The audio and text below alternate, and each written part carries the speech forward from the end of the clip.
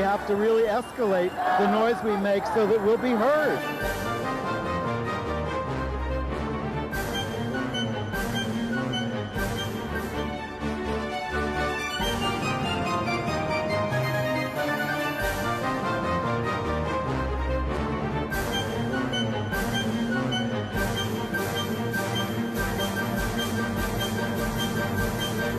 Hello, everyone, and welcome to Gay USA. I'm Ann Northrop. And I'm Merryn Johns. We tied up Andy. We told him he couldn't come in this week, and Merryn and I have staged a coup, not unlike Kamala and Biden, and taken over the show. Just the girls this week. Yeah. But as usual, there's plenty of news. So here's a rundown of some of what we'll talk about this week. Trump's transphobic campaign is falling flat, especially as the pictures of his running mate in drag surface. And you can bet we're going to show you those. Yes. Good news for us, Kamala and Walz are polling very well as their unapologetic, joyful pro-LGBTQ platform is a winner.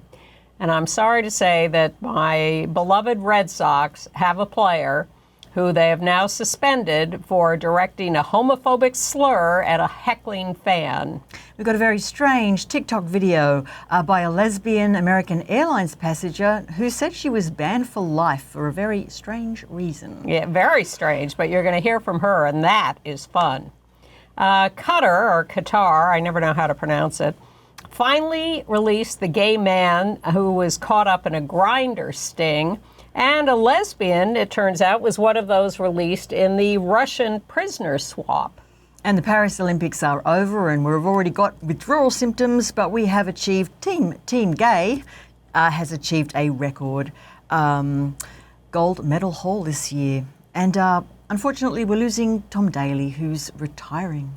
But it was great to see Brittney Griner, speaking of Russian prisoners, get her gold medal and the emotion of her listening to the anthem and all of that. I'm not usually caught up in that, but she was something. Well, Joaquin Phoenix has stormed out of a gay role in a new movie, even though it was his idea in the first place. And if you're clinging to Paris and the Olympics, you can revisit the destination by binging Emily in Paris, which is back on Netflix for season 4. I must admit it's one of my guilty pleasures, although I keep reading people saying, I never think of anything as a guilty pleasure. I'm not ashamed of reading this book or watching this TV show. Anyway, it's back on Netflix.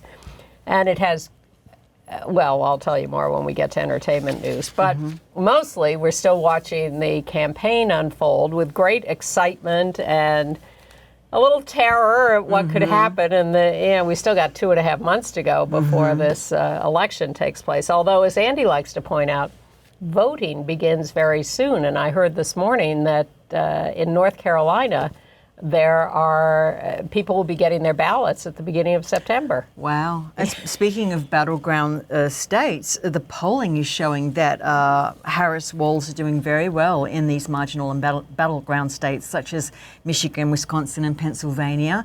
The Times Siena poll shows that Harris is now about 4% ahead of Trump. And a poll coming out today, it was the Monmouth University, shows that 85% of registered Democratic voters are now absolutely excited about this election. Now that's up from June's 46% in regards to the Biden-Trump rematch. That's almost double, right? Well, it is very exciting. And what I find particularly exciting is that Trump is still trotting out, he's still talking about Hannibal Lecter, for God's sake, but he is still talking about the Democrats being caught up in this transgender world and things like that, and Vance says it too, and they're getting nowhere with that. No, because there's so much bigger issues to focus on. I mean, the economy and of course immigration are the two big hot potatoes. But Harris is polling well, better on economics than we actually thought. Well, she should be, because the Democrats are the ones who are always in the position of rescuing the economy after the Republicans have driven it into the ground. It's very strange that the Republicans have the reputation of being good on the economy, because they come into office, they wreck it, and then the Democrats come into office and put it back together, and then people forget that they're scared of the economy and they elect Republicans again. It's crazy. It was interesting in the Times Siena poll to see that some of the older voters who voted for Trump the first time round are actually regretting their choice, and what's appealing to them about Harris right now is her character and intelligence. And her energy, I think. Yeah. And joy. So hopefully the black and the younger voters... She's quite attractive. Yeah. I think that doesn't hurt. No. But I think there is a time limit, a sell-by date for scare tactics. Mm-hmm. And I think Trump has hit that wall. And so he succeeded in scaring people about a lot of the trans stuff or the economy or whatever. And people are just not buying it anymore. It's like when you're afraid of something and then it happens and you realize, that was no big deal. And the disrespect. I think the constant low blows are getting very old now. That shtick isn't working. And when you go after trans people and then a couple of photos show up of you in drag, then what do? J.D. Vance, let's look at him. Yale Law School, J.D. Vance in drag now, and there's a second one also. The thing is that they're claiming this was at a Halloween party, which of course would take it out of the realm of actually performing drag in anything but a costume kind of situation. Nonetheless, he looks pretty comfortable in that outfit, and I don't think his supporters are going to make that distinction too clearly. So he is getting, laughed at for having those pictures show. Where are we with the eyeliner debate? Does he wear eyeliner or he does not? His wife said, there's the picture that we showed last week, which sort of looks on the right like he's wearing eyeliner. But I have to admit that the more I looked at it, the more I thought, well, maybe not. His wife claims he does not wear eyeliner. You can make your own, opinion about it, but it certainly looks a little strange. His whole affect is strange, and nobody likes him. So people are asking me, is Trump going to drop him? It's beyond my ability to imagine that he can actually get rid of him at this point. The body language I've seen by Trump, I don't think he's too enthusiastic about him. I don't think he likes him I think he hates him, and I think he really regrets it. But is Trump enough of a rule breaker, and God knows he is a rule breaker, to try to dump him at this point? I don't think so. I think this constant instability is not working. And no, but if you think you're going down the drain, maybe you get desperate and you do the unthinkable. Maybe. I wouldn't bet against it, let me put it that way, although I'm completely skeptical that it could happen. Meanwhile, Tim Walz is, doing very well. He's going down very well. A lot of his students are coming out of the history, out of the closets, and saying basically back in the day, in 1999, I believe, when he helped the students start the GSA in Mankato West High School. Mankato West High School, which is, about 80 miles outside of Minneapolis, that he was really a really guiding light. Him and his wife, Gwen, helped. There's one student called Jacob Brightan, now an LGBTQ activist and lawyer, who said that Tim Walz actually helped them find a better path out of the bullying in the high school at that time. And he said he thought that he actually helped the bullies find a better path as well. Yeah, and he's not the only one. There are several other, every time you see a headline that says, Tim Walz student talks about him as when he was a teacher, and I sort of hold my breath waiting for something horrible. Nasty. And every single one of them is laudatory. And did you see the speech he gave to the union people this week? The AFSCME crowd? No. Oh my God, it was so good. Really, really good, really powerful, really total. They are unapologetic in their progressive stances, and that, I think, is what's winning them support and praise, because they're not pussyfooting around.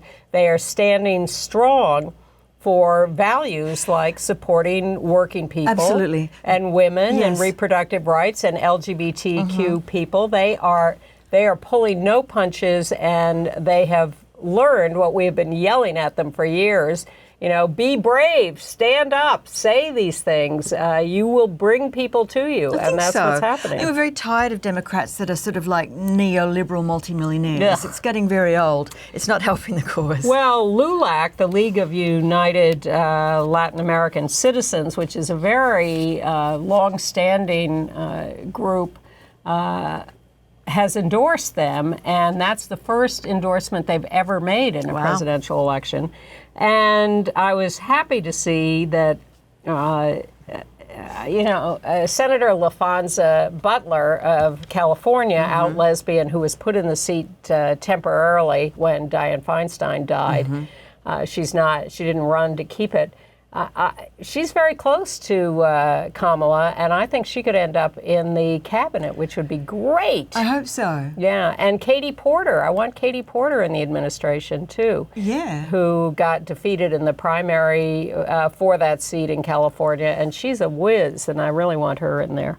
Let me see what I got else here. Oh, Celine Dion is mad at Trump for using "My Heart Will Go On" at his rallies, and of course sneering at him because what's it about? It's about a sinking ship.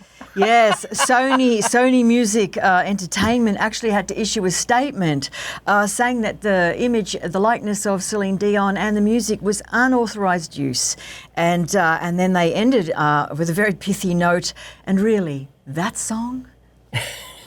I love that. Also, ProPublica, which is a great left-wing investigatory organization, has now published the training videos that the Heritage Foundation put together for Project 2025, with all the right-wingers sitting there and telling people how to get rid of government workers, take over the government, get rid of government departments, get rid of Social Security and Medicare and everything else. And they have published this. So if you go to the ProPublica site, you can watch 14 hours of training videos on Project 2025, which is still better than reading the 900 pages of the plan. All right. So a couple of other political notes. Good news from Hawaii, where a trans activist, Kim Koko Iwamoto, has won her primary against the sitting House Speaker in Hawaii, and she is now the Democratic nominee for his seat in the State House. And she's formally elected to the Board of Education, appointed to the Civil Rights Commission. She's an attorney. She's a good progressive. So that is very good news. Good news. She beat him out. I think her percentage of votes was 49.3 compared to his 44.6, which is a little narrow, but he's the Speaker of the House. He's the Speaker of the House. He's incumbent since 2017, I believe. And then in North Carolina, North Carolina is an iffy state, and Trump was going there today, Wednesday, as we're taping, to speak. It's his first visit to a battleground state in weeks, and they have this maniac, the Lieutenant Governor Mark Robinson, who the Republicans have nominated for governor, who is just a monster, hates us, wants us all dead, literally, says we should be killed, and lots of other awful things. Well, now the Republicans have also nominated another monster, Michelle Morrow, a member of Moms for Liberty, to be the Republican candidate for school superintendent. She believes there should be no public schools. She homeschools her kids. Goodness. She wants to wipe out public education and certainly things like DEI education. And she's the Republican nominee for school superintendent in North Carolina. So she was also at the Capitol for January 6th. So the hope is that the Republicans are nominating such far out people that we have a real chance in these states because they're not nominating reasonable people who people might vote for. No, I think Trump's speech, the focus is going to be on the economy this afternoon. So it will be interesting to see what he says. Assuming he sticks to anything he's supposed to say. All right. Then in Boston, now I have to admit I am a lifelong Red Sox fan. I am so old that I used to go to Fenway Park to watch Ted Williams play. That really defines it for you. Well, they have a player now, Jarren Duran, who is an excellent player, an outfielder, really coming into his own this year. He was the MVP at the All-Star game. But the other day, the fans were getting on him. And he got up to bat, and a guy in the stands yelled at him, You need a tennis racket to hit the ball. And Jarren didn't like that. No. And he yelled at the fan, and he said, "Shut up, you effing faggot." And he didn't say effing either. No. I'd say that to you. He's 27 years old. So brouhaha in Boston. He's been suspended for 2 games. And then he shows up. Put that second picture up again. This is the T-shirt he wore that says F 'em to the hearing on his behavior, which wasn't regarded as very contrite. He has apologized profusely, but he was suspended for 2 games, and his salary for those 2 games is being given to P-Flag. Red Sox did issue a statement that was, allegedly in his words. We don't know if he actually means them, but he says that he used a truly horrific word when responding to a fan. "I feel awful knowing how many people I offended and disappointed. But more importantly to the entire LGBTQ community. Our young fans are supposed to be able to look up to me as a role model, but tonight I fell far short of that responsibility." You sure did. Yeah. So, and, there's this, people tend to excuse the use of the word, I'm going to say it, faggot, as, he didn't really mean it. He really didn't mean it directly to be homophobic. But it's the casual, routine use of the word that I find so disturbing. As a bad thing. It's an automatic, yes. Pick another word. Yeah, as a slur, yes. You could say you moron. Moron, yes. idiot, whatever. Whatever. But it is so such a knee-jerk reaction from people, and we got to get rid of that as the slur, the go-to slur. Athletes in general are the sort of the holdout, I think. Well, I don't know. You can hear it on the streets too. Yeah, it's you true. can hear it everywhere. So I don't want to single them out. I mean, I understand that athletes are under pressure, and he was obviously not performing well and in a tough spot. But too bad. It doesn't give you the license to use that kind of language. All right, so let's get to our favorite story of the week. The TikToker. Erin Wright.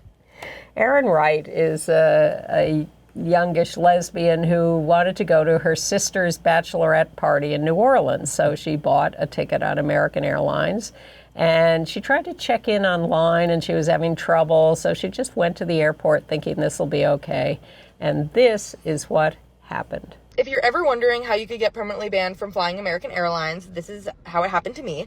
So in June, I went to fly to my sister's bachelorette party, and I went to check into my flight on my phone, and it didn't work. So when I got to the airport, like an hour and a half early, I went to the kiosk, and it also errored, and I started to get nervous. So I just went to the help desk for American Airlines and asked them to check me in, and they were really nice, and they were like, sure. So they go to check in, and it errors for them too, and they're like, oh, don't even worry, you probably just put your name or your birth date in wrong when you were entering your information when you bought the flight. Let us call someone and get it fixed. So they get on the phone, and they're on the phone for probably like 10 minutes, and I'm freaking out at this point. I'm like, I'm gonna miss my flight. And they get off the phone, the lady looks nervous, and she's like, ma'am, I'm really sorry to tell you this, but you've actually been banned from flying American Airlines. And I was like, what? Because I've never done anything. I was like, what did I get banned for? Can you tell me? And she was like, I'm really sorry. It's an issue of internal security. I can't tell you, but the person on the phone told me that you should know why. And I was like, well, I don't know why. So how do I fix this? Like, I need to fix it now. And she told me to call customer service. So I call customer service, and they also tell me it's an issue of internal security. And I'm like, wait, why can't you tell me if it involves me? Why is this like an issue with security or confidentiality? I was so confused. But I was like, okay, so who do I how do I get this information about how I got banned? So she tells me to go contact customer relations. And this is all while I'm at the airport still about to miss my flight. So I'm like, okay, can you please give me the number for the customer relations because I'm running out of time and I need to get this all cleared up. And she was like, actually, you can only email them. And I was like, great. So I realized that I'm going to miss my flight and I just need to book another flight. So I quickly booked myself another $1,000 round trip flight day of to New Orleans. And then I proceed to be like, okay, I'm going to get this all cleared up. Like, they'll refund me money. Like, it'll be fine. Even though I'm really frustrated. And I had to spend another 8 hours in the airport waiting for the other flight. So while I'm sitting at the airport waiting for my other flight that I booked, while I cry and call my mom, start emailing customer relations saying that I'm really confused and I don't know why I've been banned. If they could tell me why, that would be great. And also refund me the money that I just had to spend. Because I am now out $1,400, which was the flight that I booked through American Airlines that they said they wouldn't refund me because I booked it while I was banned. And then the $1,000 round trip flight that I had to book. So the bachelorette party passes and I finally hear back from customer relations saying that they can't tell me what happened and they need to reach out to corporate security to get them to contact me to tell me what happened. And I'm being sent through the craziest loopholes to figure this out. I then finally get an email from corporate security telling me that I have been banned because I was having sexual relations with a man on a flight while intoxicated. Well, let me tell you, I am a 24-year-old lesbian. Do you see me? Am I having sexual relations with any man? No. Also, keep in mind that it took 12 days and many emails from me between when I contacted customer relations to when I actually got an email back from corporate security. So this process is taking forever. So I emailed corporate security back and I'm like, hey, it wasn't me. So can you please take me off the list and also give me some money because this was your error and I'm now out $1,400.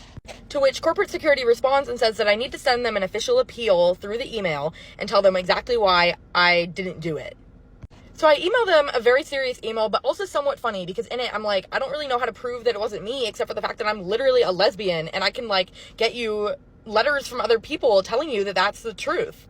So 3 months go by. So it's August and this started in June and I still haven't heard back from corporate security. And I'm like, how am I going to get this resolved? I need to get off this list. I can't be on the no-fly list for the rest of my life. So my mom had to send an email to the law department at American Airlines. And then 2 days later, I finally hear back from corporate security. I get a call from some guy being like, hey, we've reviewed your case and we've determined that it most likely was not you. So we're going to take you off the no-fly list until further notice, until we either figure out whether it was actually you or someone else. I asked if they could call me back and tell me what happened once they figure out how I ended up on the no-fly list, and they told me no, because it would be confidential at that point if it wasn't actually me. So I am now off the American Airlines permanent no-fly list, but also out $1,000. They did refund me the $400 flight that I booked, but said they couldn't send me any more money than that, even though it was their fault that I had to buy that $1,000 round trip flight. So life is really silly. I ended up on the American Airlines no-fly list by accident, and I'm now out $1,000. So if you could please interact with this video so I can get my money back, that would be wonderful. Thank you so much, and thank you for joining my story time. What a nightmare. I mean, to be accused... Hero of the year. But to be accused of a crime that you're not actually capable of. Very frustrating. Well, capable, but unlikely. Let's put it that way. We don't want to rule out possibilities in general. But, man, what a story. And how great of her to tell it to the world by making that video. Follow-up, the TikTok video, I don't know how these things work, but she actually raised more than $1,000 by doing that TikTok video. Nice. I would say that does not mean that American Airlines does not still owe her that $1,000, and they should be paying her. But a warning to all of you out there, not a good idea to have sex in the bathroom of an American Airlines flight, because you too could be on the permanent no-fly list, especially if you actually did it. I just have never understood the whole mile-high thing. I mean, airline bathrooms are to be avoided at all times, if possible. I use them when I have to, but no, I don't find them appealing romantically or sexually. Yeah. But congratulations to Erin Yes. Wright. Erin, we're thrilled with you. All right, next. Well, let's get to a couple of small, nice stories. In Provincetown, Massachusetts, they celebrated the 30th anniversary of Family Week. sponsored by Family Equality. That's a nice-looking parade with a nice big... 1,500 people from 33 states and 8 countries outside the US, including Australia. That was July 27th through August the 3rd. Well, I've always heard about it, and Yeah. it's a very, very popular weekend or week. Yes. And on the other end, Pottstown, Pennsylvania, held its first annual Pottstown Area Pride Festival. So congratulations to them for At the coming on Schenkel board. United Church of Christ, and they had drag bingo, karaoke, food vendors, and a concert. Sorry I missed it. Yeah. But in Winter Park, Florida, a bomb threat forced the evacuation of the Breakthrough Theater New Play Festival. They had at one point a play that had a title that included drag queens, even though it wasn't about drag queens, and that may have provoked this. They evacuated the area. There was no bomb. Nobody was hurt. what a But shame. this is the kind of crazy stuff that's happening out there because of rhetoric like what the Republicans are putting out. That's right. Yeah. All right, and we mourn the death in Baltimore, Maryland, of another trans woman of color, Tavion Lathan, 24 years old. Shot dead. No one knows yet who did it or why. No. But she's remembered by her friends and family as a very loving and funny person. They held a memorial event for her a few days later. What a shame. And they only realised she was missing when she failed to call her mum, who she called every day. They had a very close relationship, and they went looking for her. So that's very sad. They found her in a back alley, hidden in some bushes, so nobody knows what happened there. She was about to start training as a nurse for elderly patients. And the Human Rights Campaign, in collaboration with the Trans Justice Initiative, have created a grant in the name of Cecilia Gentili, who we lost earlier this year. They've given the first grant to Alianza Trans Latinx in Orange City, California. It was starting with just a $1,000 grant. They expect that to grow. Increase, yes. But this is an organization that helps trans people of color, and so that's a new initiative from HRC. Now, we also lost this week Mary Wings at age 75 of lung cancer in San Francisco. Mary Wings sitting there, that's a photo by Robert Giard, who is a very famous longtime gay photographer, great body of work. And up above on that cabinet is a picture of Dr. Evelyn Hooker on the right, who was a role model for Mary Wings. But she is known as, she was an author, and she wrote the first lesbian comics. And we have a picture of the cover of the first one, actually. Come out comics in 1974. I mean, that's even earlier than I thought. I thought it was late. I 1974. looked up, Alison Bechdel and Jennifer Camper and others to see when they started writing them, but they were all after. She predates. She really started the idea of queer comics. Dyke Shorts in 1978, and then Are Your Highs Getting You Down in 1980. I mean, she really did start queer comics for queer people, by queer people. Yes, and after doing a few of those, she went on to write novels starring a lesbian detective, which sounds appealing. Also really ahead of the curve there. Absolutely. 1988, I think she started that. Well, there were those lesbian potboiler paperbacks much earlier in the 40s. Anne Bannon, yes, the Pulp Fiction all of that. movement. Yes, that's true. But those were sort of potboilers, and this is a little more. This is for a lesbian audience. Yeah. And by the way, something called the New York Flame Con, which is an expo celebrating its 10th year, comes to New York this weekend, which is all about queer comics. That's right. And that's at the Sheridan right. Times Square. So if you're looking for something like that, check that out. And we also lost in Boston, Mass, Ross Terrell? Yeah, Ross Terrell. Actually born in Melbourne and grew up outside in the state of Victoria in a very small town called Bairnsdale in Gippsland. He basically went on to become one of the first authorities on China and its emergence from a communist state into, a very isolationist communist state, into a global superpower. He started this in the 1960s when he was backpacking through Europe, and he thought, why don't I just go home via the Soviet Union and China? Well, that turned out to be harder for him than he expected, so he had to go through all the consular And he processes. started sort of pre-communist, Yes.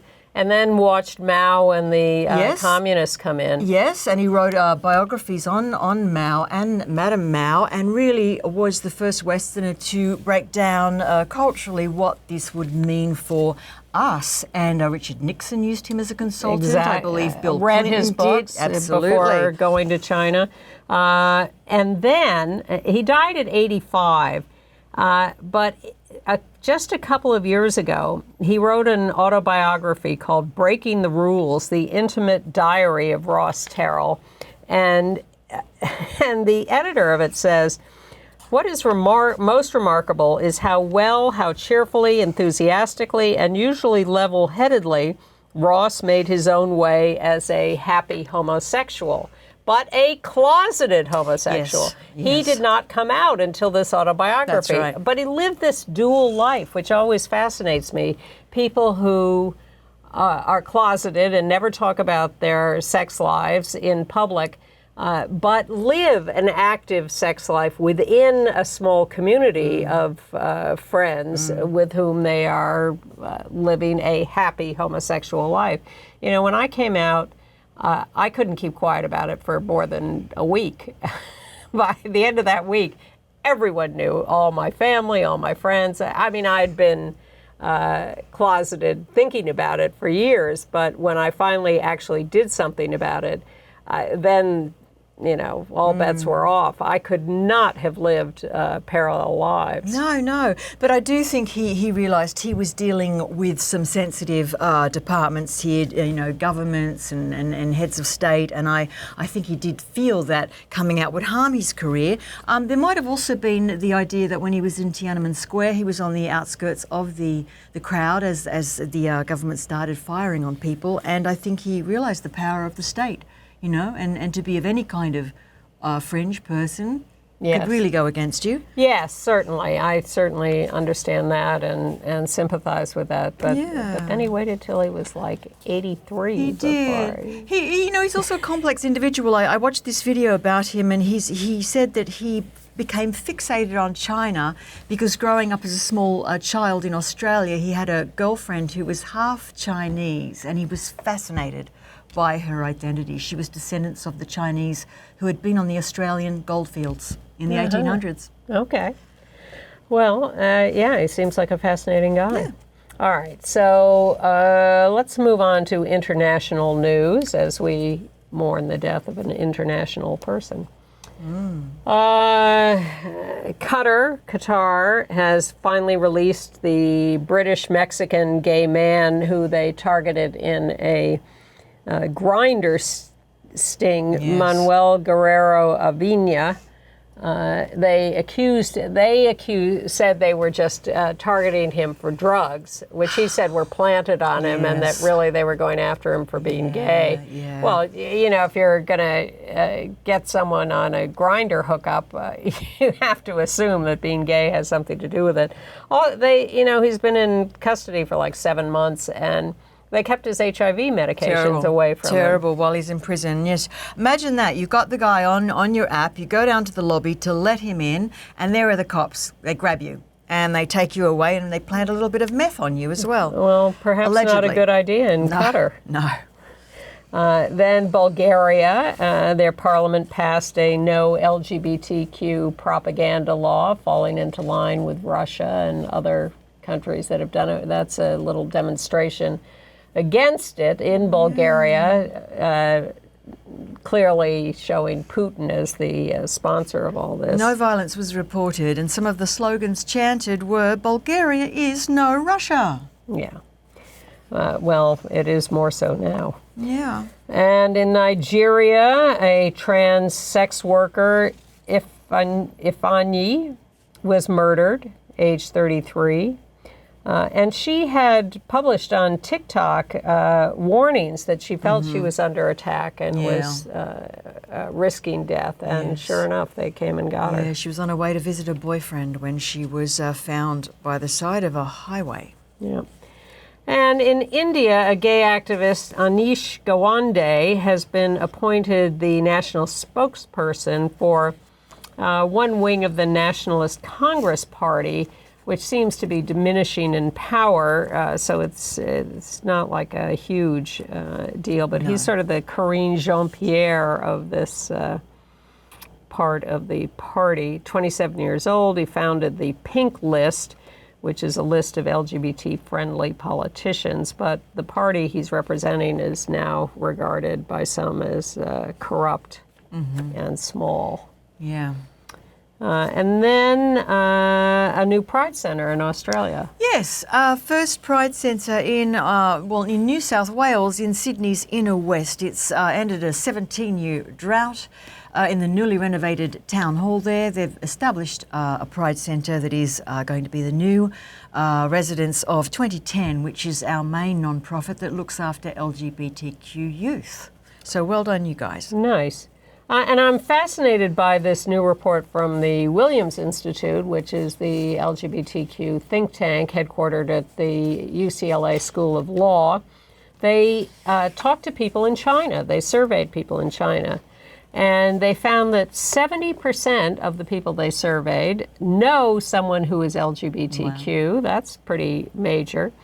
And 68% said that LGBTQ people should be protected from bullying.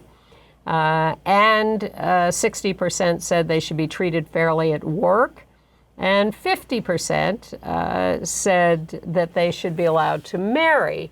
And what's really, aside from these, I think, astonishingly high numbers, what Williams is reporting is that publication of this report is having a profound impact in China. Wow. As people become aware of these reported attitudes, it is giving LGBTQ people more hope and creating the new favorite phrase in American politics, a permission structure for everybody to be more supportive and friendly. So interesting. I'm a big fan of the Williams Institute. Me I like their too. work. Yeah. Me too. And just a footnote on that Russia-U.S. prisoner swap a couple of weeks ago.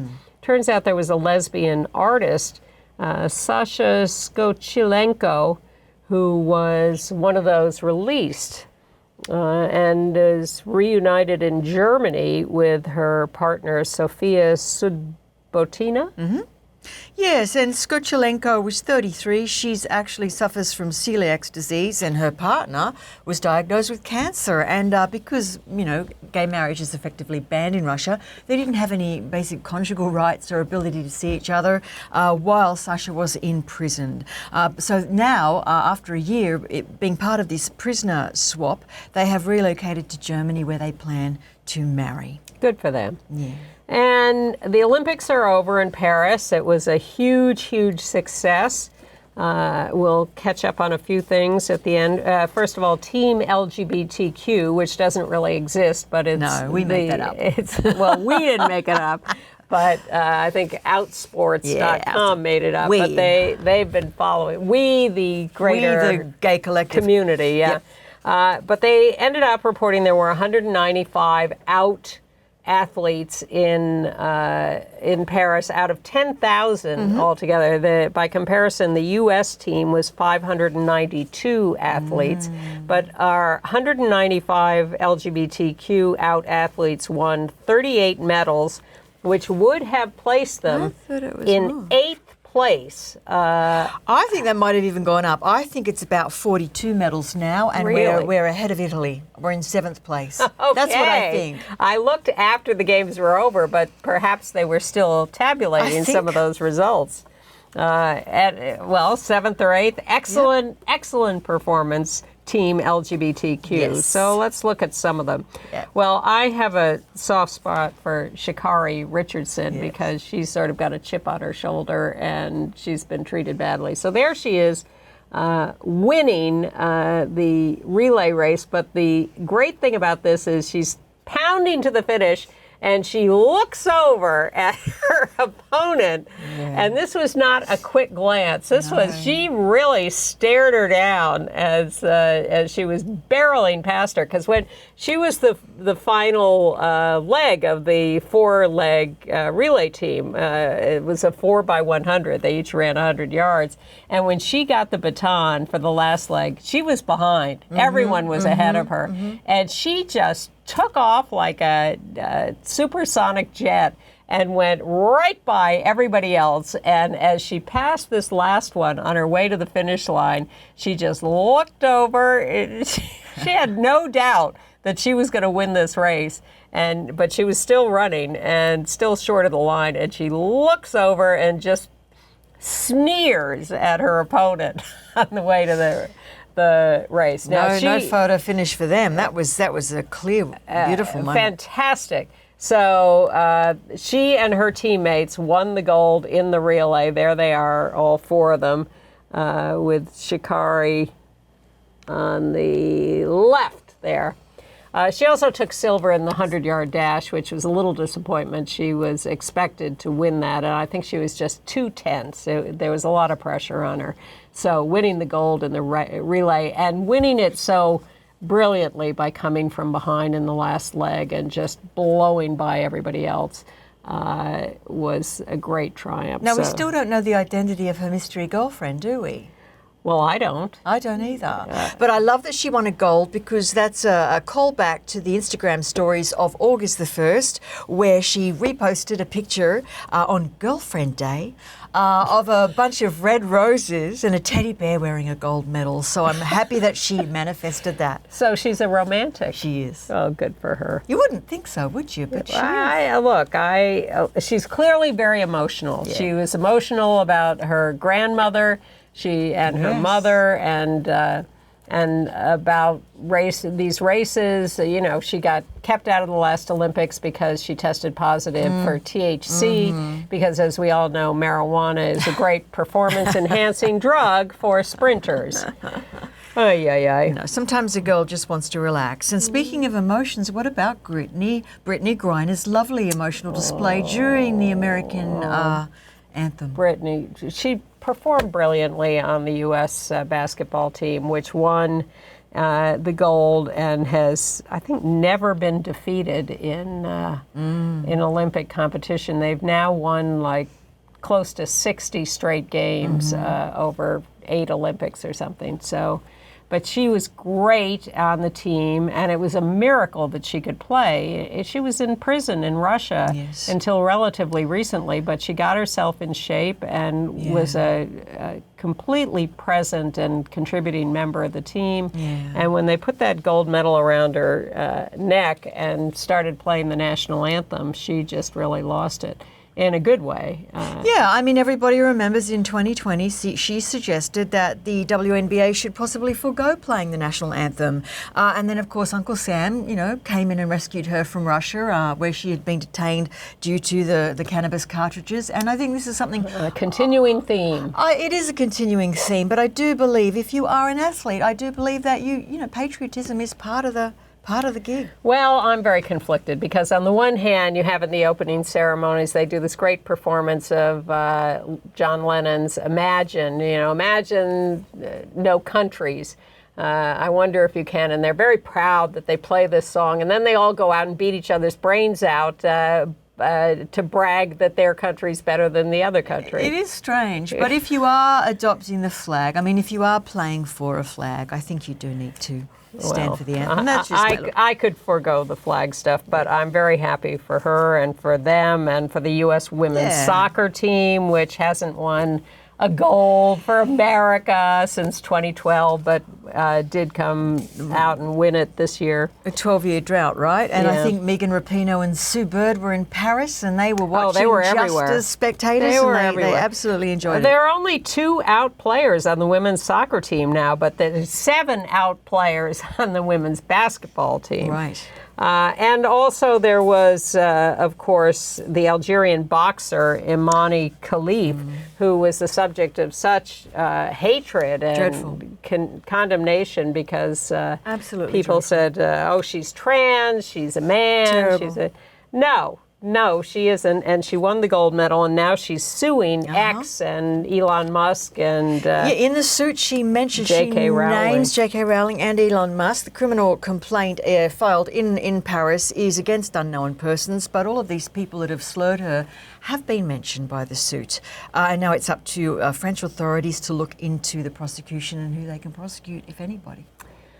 Yeah, maybe she can bring a civil suit of some sort for defamation. Maybe. And the other boxer who was also under attack also Yes. won the gold medal and did a great job. And I was happy to see that Senator LaFonza Butler of California, out lesbian, and out gay Representative Robert Garcia from California were part of the U.S. delegation to the Olympics, led by Doug Emhoff, Yes. Kamala's husband. I think That was about nice. a third of them were out LGBTQ people in the delegation. I was not, however, so thrilled by the closing ceremonies, which I found dull and dreary. You don't like Tom Cruise? I do not. And I think he's past his sell-by date, and I thought that was just American jingoism to a ridiculous height. I really hated that. So I went on to YouTube looking for the Celine Dion song at the opening ceremonies because I thought that was just magical. And I came across this video where they had taken her singing that, extended it a little, and covered it with video of all the beautiful, creative, fantastic stuff in the opening ceremonies. And we're going to link to that in the show note this week. So if you are on our email list, you will get that, or just go to YouTube and find it yourself. But if you go to gayusatv.org and sign up for our weekly show note, it's just 1 email a week, you will get a preview of what's on the show every week and extras like that that we can't show on the show because we don't have the music rights. But it's a great little video. And speaking of swan songs, we have heard that Tom Daley, the fabulously gorgeous Great British diver, says he's retiring. Yep. At the age of, now how old is he? He's about 30. 30. He's just 30. He's been in 5 Olympics. I know, he started at 14, right? He started very young. But he did say that this Games did sort of constitute a bit of a comeback for him after the delayed Tokyo Olympics where he won a medal there too. But he said that he couldn't really do better than this after having his family there watching him. Dustin, Lance Black, and his 2 little kids, Robbie and Phoenix, were there watching him dive. And I think he's realised that this is about, let's go out on a bit of a high note. Well, let's see. I wonder about whether Simone Biles will come back. I wonder about whether Tom Daley will come back. A lot of people who say they're retiring change their mind, but they've had magnificent careers. He won 1 gold, 1 silver, and 3 bronzes in his 5 Olympics. And what he said that really struck me when he said in his sort of retirement speech, when I was younger, I thought I was never going to be anything or achieve anything because of who I was. And now you see that he's had this magnificent life and career. And, you know, a lot of us are surprised. When you come to an understanding of your sexual orientation or gender identity as a kid, all you see are the horrible things that people say, and you think, oh my God, my life is over. But once you grow up and you come out and you begin to find community and succeed in life, you find, I'm shocked. There actually is a great life out here. So I encourage people to explore that. Yeah, and you're helping the process, really. I mean, he's very brave the way he comes out and, you know, shows his knitting and is unapologetically himself, you know. I love showing his knitting video last week. People have really warmed to him, and I think that the best solution is to be yourself. Well, he also has been a role model for something else. It turns out that these athletes, some of them are pros, you know, the basketball players, the golfers, others are pros who make a living, but most of these athletes are amateurs who spend a great deal of money on training and devoting themselves to this for years and years, and they don't have any money, and they don't get any money for any of this. So a lot of the athletes have started going on OnlyFans and raising money. And Tom Daley was one of the first to do this and sort of say, it's okay, there's nothing, it doesn't have to be anything sleazy about it. And another one who has done it very successfully is Aussie Matthew Mitchum, very early adopter of OnlyFans, because, I mean, you know, he's also got something to say. He's had a very public struggle with addiction, and I think that he's been a very flawed person. His diving has been tied up with his some of his behaviours that he's had to really address. And I mean, I don't have anything to share on OnlyFans. I wish I did, because then I could have a secondary source of income. There may always be people who are interested in your feet, Merryn. Maybe. I have nice feet, actually. Can't show them on the show. There you go. But Well, nice you could, but you don't have to this week.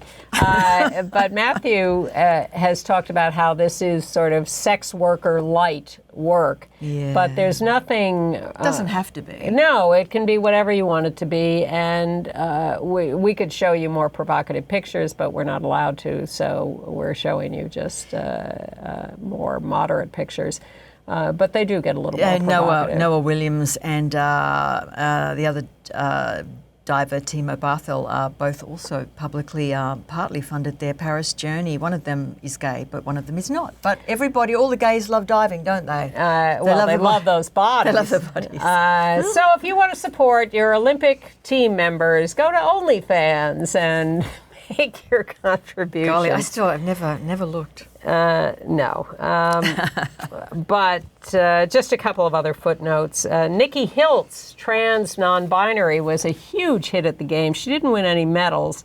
They did not win any medals, but no, that was a great race though. There's Jess Hull, the Aussie, next to her, who placed silver in that race. Absolutely next to them, terrific. I'll correct you next too. to them, look at us. Yeah, but Nikki in the middle them. generated so much goodwill and was a big hit as a star of the Games, even without winning medals. Yes, Hills is 29, and they came out on March 31st, 2021 on Instagram as part of Transgender Visibility and Awareness Month. Now, they're allowed to compete because they're not taking any hormones. They're, female identified, assigned at birth, now identify as trans and non-binary. Gender fluid. But not taking any hormones that would disqualify them, so they compete in the women's races perfectly fine. Right. And then there was a lesbian athlete who proposed to her girlfriend. There actually were a couple of, at least a dozen proposals by athletes, but two specifically lesbian. This one is... Alev Kelter. Yeah. And she won bronze in Olympic rugby, and her partner is fellow rugby player Catherine Treader. And she said yes. And finally, after the Olympics are the Paralympics, always in the same city the next week or so. It's the end of this month, yes. And one of the contestants in the Paralympics is a trans woman from Italy, Valentina Petrillo, who is visually impaired and will run the 200 and 400 meter races in the Paralympics in Paris. Yeah, she's 50 years of age, and she said in a statement that I thought was rather moving, "This is not a lifestyle choice for me. This is who I am. It is sport that has to find a solution, and excluding transgender athletes is not the solution." Well, I think the IOC support of Imani Khalif and the other boxer was a great step forward for athletes of all kinds. I appreciated that. The IOC has not always been the most pristine organization, but they came through on that. Right. All right, enough Olympics? I think so. All right. HIV and AIDS. There was a news story this week that something called HIV TIPS is being studied. This is an engineered virus that they inject into the body of someone with HIV. It steals the proteins from HIV, which stops it from replicating. With one dose for the rest of your life. Wow. Well, they've tried it in test tubes, and it seems to work.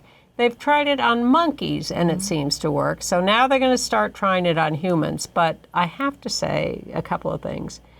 We spent decades investigating drugs for HIV that in test tubes and monkeys that worked in test tubes and monkeys and did not work in human beings. So this sounds like a great idea, but let's not get ahead of ourselves on this. It could easily be a disappointment. And the other thing is people are saying, wait a minute, do we really want to inject something that is going to be permanently in your body that's affecting your immune system and we don't really know what the long-term consequences of this are?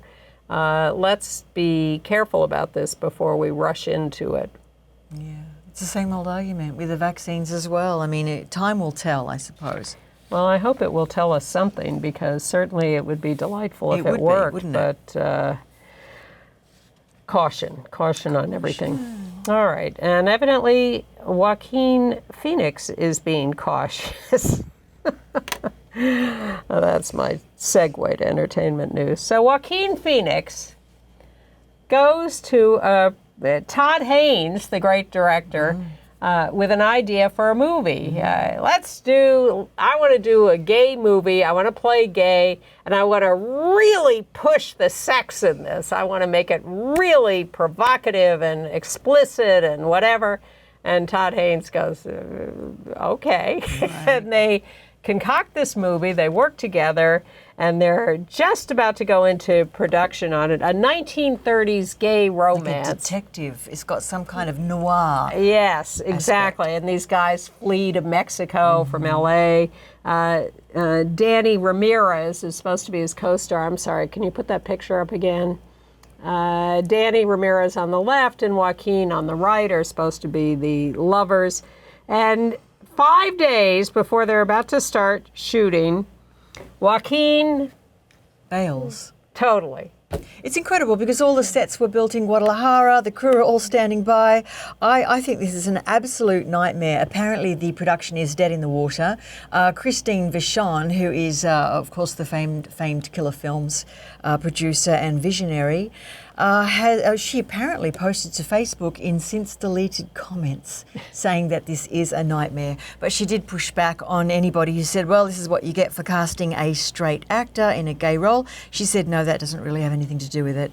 But I don't know nobody really knows why that he's backed out. No, we don't. On the one hand, I've heard two stories. Yep. One, that he just chickened out on playing this role. I can't imagine, though. But the other rumor is that he said it wasn't explicit enough. I don't know that he is the kind of guy to chicken out. And also his partner is Rooney Mara, who's worked with Haynes on Carol and no doubt had a fabulous experience being a straight woman playing a lesbian. Well, Todd Haynes said it was his idea. So we're out of time in a few seconds. If you're lonely for Paris, watch Emily in Paris on Netflix, back for season 4. And I'll see you next week. Thank you.